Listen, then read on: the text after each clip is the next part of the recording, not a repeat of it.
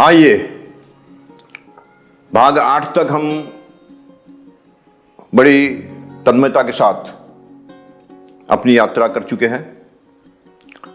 अब भाग 9 में आकर मैं आपको भाग 9 का, जो कि केवल एक ही अनुच्छेद में समाहित है और उस एक अनुच्छेद के 1 और 2 ऐसे 2 हिस्से हैं, पहला हिस्सा मैं आपको पढ़कर सुनाना चाहूंगा। भाग 9 243(1) प्रथम अनुसूची के भाग घ में उल्लिखित किसी राज्य क्षेत्र का तथा भारत राज्य क्षेत्र में समाविष्ट किंतु अनुसूची में अनुल्लिखित किसी अन्य राज्य क्षेत्र का प्रशासन राष्ट्रपति करेगा तथा वह इस बारे में उस मात्रा तक जितनी की वह उचित समझे अपने द्वारा नियुक्त किए जाने वाले मुख्य आयुक्त या अन्य अधिकारी प्राधिकारी के द्वारा कार्य करेगा। एक कानून का विद्यार्थी इस वाक्य को शायद जल्दी समझ ले, लेकिन मेरे जैसा एक साधारण विद्यार्थी जिसने कानून का अध्ययन नहीं किया हो, उसके लिए तो यह समझना बड़ा कठिन है। दूसरे भाग में भी देखिए, यह लिखता है कि राष्ट्रपति ऐसे किसी राज्य क्षेत्र की शांति और सुशासन के लिए विनिमय बना सकेगा तथा इस प्रकार बना हुआ कोई विनिमय संसद निर्मित किसी विधि का अथवा किसी वर्तमान विधि का जो ऐसे राज्य क्षेत्र में तत्सम लागू है निरसन या संशोधन कर सकेगा तथा राष्ट्रपति द्वारा प्रख्यापित होने पर उसका उस राज्य क्षेत्र पर लागू संसद अधिनियम के जैसा ही बल और प्रभाव होगा।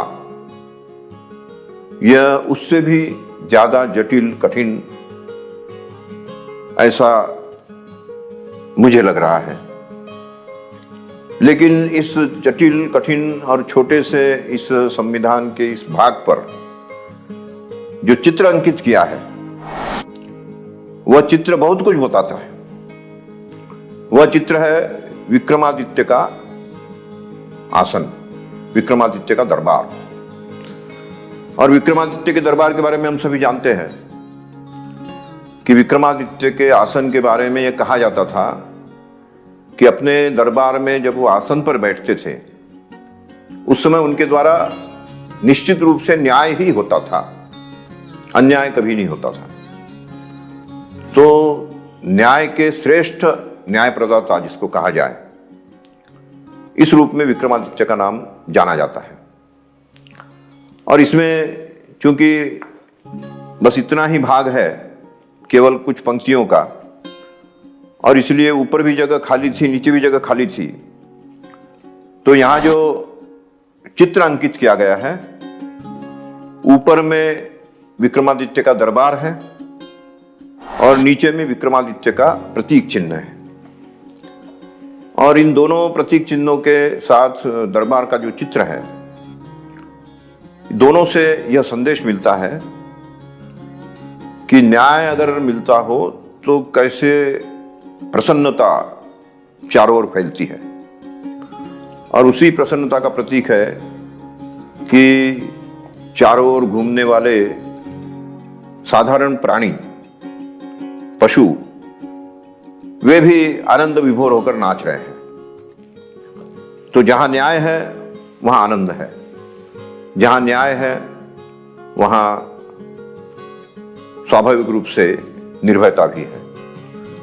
तो इस प्रकार से आनंद और निर्भयता का संदेश देने वाला यह जो चित्र है, यह जिस भाषा को मैंने पढ़कर सुनाया उसमें से इतना ही अर्थ निकलता है कि जहां राष्ट्रपति का राज होगा, यानी केंद्र शासित राज्य होंगे, उन राज्यों में भी राज्य व्यवस्था कितनी सुचारू होनी चाहिए।